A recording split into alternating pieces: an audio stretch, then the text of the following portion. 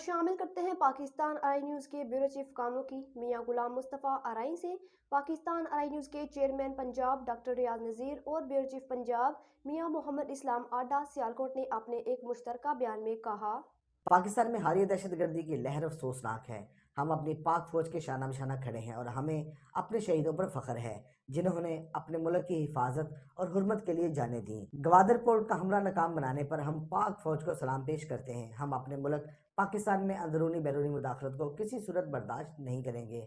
ہمارا ملک اسلامی ملکوں کا ہیرو ملک ہے۔ پاک فوج نے بتا دیا ہے کہ ہم اپنے ملک کی حفاظت کرنا جانتے ہیں۔ ہماری سرحدیں محفوظ ہیں۔ ہم اپنی فوج کو بے پناہ قربانیاں دینے پر خراج تحسین پیش کرتے ہیں۔